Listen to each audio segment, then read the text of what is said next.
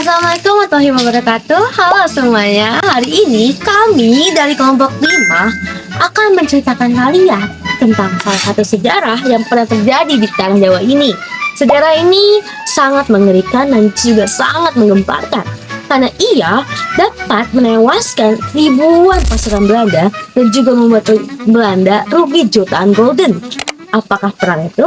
Selamat datang di Perang Jawa atau di perang yang biasa kita kenal sebagai Perang Diponegoro. Perang ini katanya pernah diramalkan loh jauh sebelum perang ini terjadi. Dan gimana caranya? Gimana ceritanya? Langsung aja kita bahas.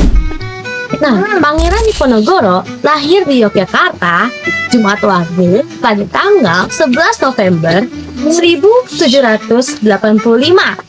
Ia memiliki nama asli yaitu Bendoro Raden Mas Mustahar dan juga pernah mengganti namanya sebanyak 2 kali.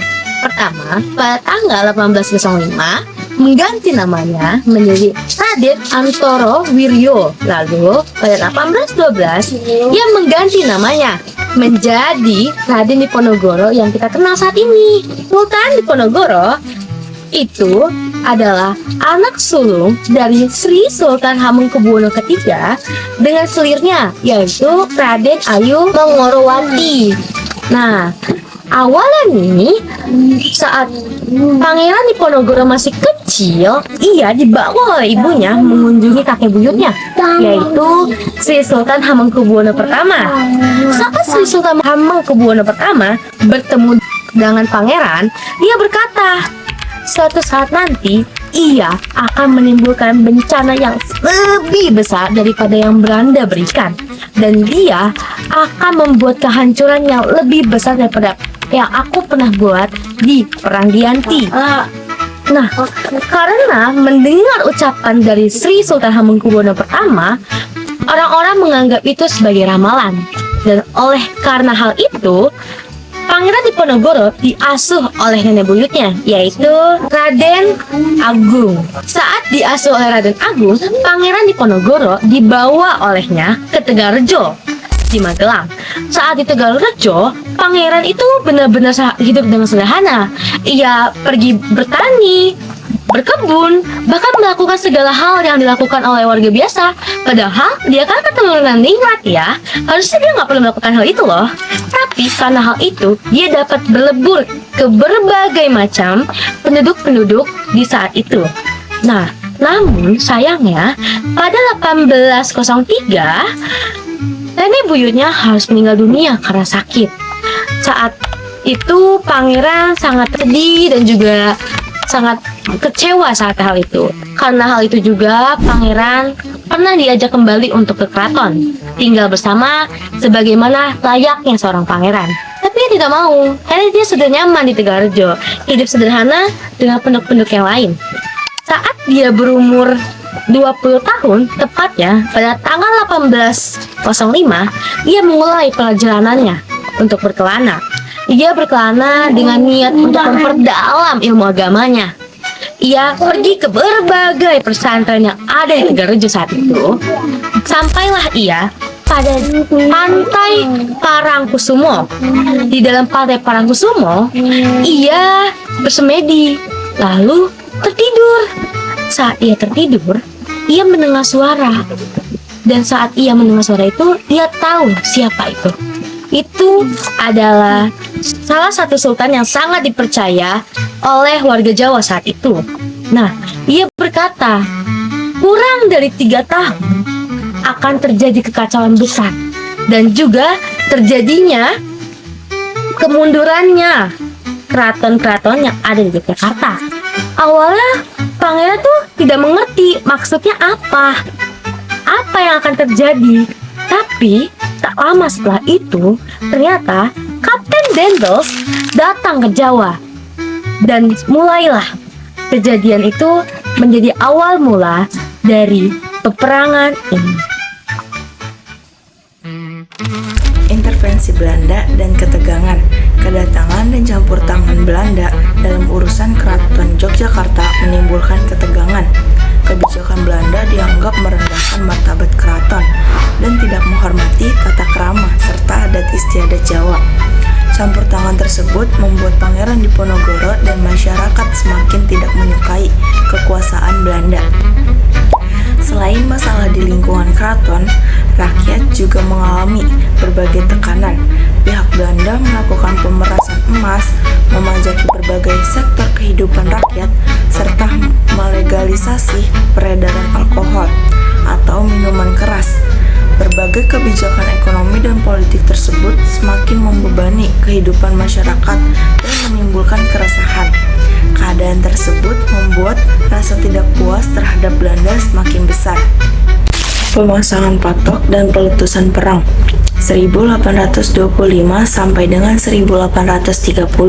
Puncak kemarahan terjadi pada Juli 1825 ketika Belanda memasang patok untuk pembangunan jalan di atas tanah milik Pangeran Diponegoro di Tegalrejo. Pembangunan tersebut melewati kawasan yang berkaitan dengan makam leluhur Diponegoro. Diponegoro menolak tindakan tersebut karena menganggap Belanda telah mengganggu tanah dan kehormatan keluarganya. Ia kemudian mencabut patok-patok tersebut dan menggantinya dengan tombak sebagai simbol perlawanan.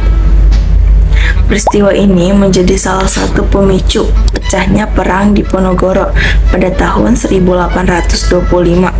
Perlawanan kemudian meluas dan mendapat dukungan dari banyak rakyat Jawa. Taktik perang gerilya Diponegoro. Dalam menghadapi Belanda, pasukan Diponegoro menerapkan taktik perang gerilya. Karena jumlah pasukan dan persenjataan mereka lebih terbatas, mereka tidak selalu melakukan pertempuran secara terbuka. Pasukan Diponegoro melakukan serangan secara tiba-tiba, kemudian segera berpindah dan menghindari pertempuran langsung dalam waktu lama. Taktik ini membuat Belanda kesulitan menentukan posisi pasukan Diponegoro.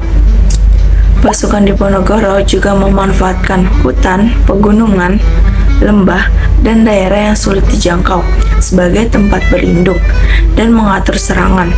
Dengan mengenal kondisi medan, pasukan yang jumlahnya lebih sedikit tetap mampu membuat militer Belanda kerepotan. Untuk mempersempit ruang gerak pasukan Diponegoro, Belanda kemudian menerapkan strategi benteng Stelsel, yaitu membangun banyak benteng kecil di berbagai wilayah yang saling terhubung. Strategi ini bertujuan menghambat pergerakan pasukan Diponegoro dan memutus jalur perlawanan mereka. Setelah Perang Diponegoro pecah pada tahun 1825, Pangeran Diponegoro bersama para pengikutnya menyadari bahwa mereka tidak memiliki persenjataan dan jumlah pasukan yang sebanding dengan Belanda. Oleh karena itu, Diponegoro menerapkan taktik perang, yaitu taktik perang gerilya, di mana taktik ini dilakukan dengan cara menyerang pasukan Belanda secara mendadak. Kemudian, mereka segera menghilang dan berpindah tempat ke tempat lain sebelum Belanda melakukan serangan balik. Pasukan Diponegoro saat itu memanfaatkan kondisi alam Jawa yang masih berupa hutan, perbukitan, lembah, dan perdesaan sebagai tempat persembunyian dan jalur pergerakan mereka, teman-teman. Selain itu, mereka juga mendapatkan dukungan yang sangat besar dari rakyat.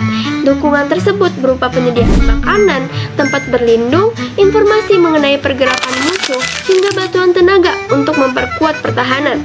Strategi perang gerilya ini membuat Belanda mengalami kesulitan nih teman-teman. Pasukan Belanda tidak dapat memprediksi lokasi maupun waktu serangan yang dilakukan oleh pasukan Diponegoro. Akibatnya, Belanda saat itu mengalami kerugian yang sangat besar, baik dari segi jumlah pasukan, persenjataan, maupun biaya perang yang saat itu setiap hari terus meningkat. Untuk mengatasi keadaan tersebut, Belanda kemudian menerapkan strategi ini teman-teman, yaitu strategi benteng Stelsel, di mana strategi tersebut membangun banyak benteng kecil yang saling terhubung dengan jalan guna mempersempit ruang pasukan Diponegoro. Meskipun strategi benteng sel-sel ini berhasil melemahkan kekuatan pasukan Diponegoro saat itu, semangat perlawanan rakyat Jawa tetap tinggi nih teman-teman.